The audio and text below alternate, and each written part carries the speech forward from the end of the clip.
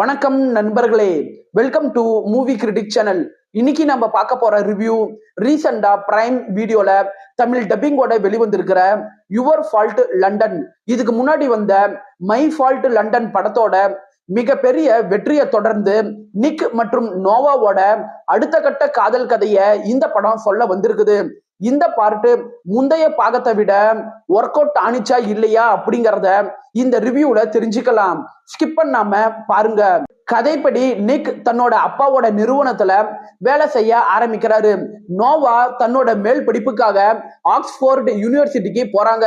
So இவங்க ரெண்டு பேத்துக்கும் இடையே ஒரு லாங் டிஸ்டன்ஸ் ரிலேஷன்ஷிப் மெயின்டைன் ஆக ஆரம்பிக்குது.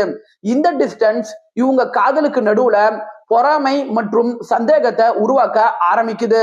நோவா தன்னுடைய காலேஜ்ல படிக்கிற ஒரு பையன் கூடயும் நிக் தன்னுடைய நிறுவனத்துல வேலை செய்யற ஒரு பொண்ணு கூடயும் பெஸ்ட் ஃப்ரெண்டா ஆகுறாங்க. அது மட்டும் இல்லாம இன்னொரு கதாபாத்திரம் இவங்க காதலை பிரிக்க முயற்சி பண்ண ஆரம்பிக்குது.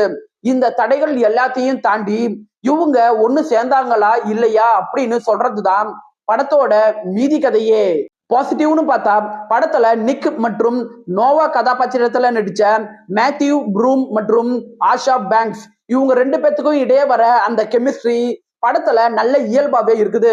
படத்தோட சவுண்ட் ட்ராக் ஆகட்டும், பின்னணி இசையாகட்டும், காதல் காட்சிகளை நல்லாவே ஆடியன்ஸுக்கு எலிவேட் பண்ணி கொடுக்குது. படத்தோட ப்ரொடக்ஷன் குவாலிட்டி மற்றும் விஷுவல்ஸ் எல்லாமே நல்ல ஹை லெவல்ல இருக்குது. நீங்க ரொமான்டிக் டிராமா பட ரசிகரா இருந்தா இந்த படம் ஒரு ஃபாஸ்ட் பேஸ்டு என்டர்டைன்மெண்ட்டை கொடுக்கறதுக்கான வாய்ப்பு இருக்கு. இந்த படம் 2 மணி நேரம் தான் இருக்கு. குயிக்கா உங்களால பார்த்து முடிக்க முடியும். படத்துல ஆக்ஸ்போர்டு மற்றும் லண்டனோட அழக சினிமோட்டோகிராபிக் மூலமா நல்லாவே காட்சிகளா கொண்டுட்டு வந்திருக்கிறாங்க. படத்தோட கிளைமேக்ஸ்ல வர ட்விஸ்ட பார்க்கும்போது அடுத்து வரக்கூடிய அவர் ஃபால்ட் லண்டன் படத்துக்கு நல்ல ஒரு எதிர்பார்ப்பை அந்த காட்சி ஏற்படுத்துது. குறைகள் அப்படின்னு பாத்தீங்கன்னா இந்த படத்தோட கதைக்களம் புதுவிதமாலாம் இல்ல. இதுக்கு முன்னாடி வந்த படத்துல இருந்த சண்டைகள், பார்ட்டிஸ், ஈகோ அதே மாதிரியான கான்செப்ட் தான் இந்த படத்துலயும் இருக்கு. சோ ஆடியன்ஸுக்கு அது ஒரு சின்ன போரிங்க ஏற்படுத்துது.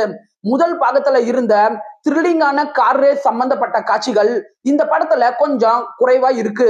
படம் ஃபுல்லாவே எமோஷனல் டிராமா மற்றும் காதலர்களுக்கு இடையே வர சண்டைகளை வச்சுதான் மூவ் ஆகிட்டே இருக்குது.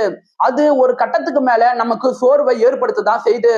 படத்துல சைடு கேரக்டர்ஸோட எண்ணிக்கை அதிகமா இருக்கிறனால அது படத்தோட வேகத்தை கொஞ்சம் குறைக்கதான் செய்யுது. ஓவராலா இந்த யுவர் ஃபால்ட் லண்டன் படம் ஒரு ஆவரேஜான படம் தான். 10க்கு 6.2 ரேட்டிங் கொடுக்கலாம்.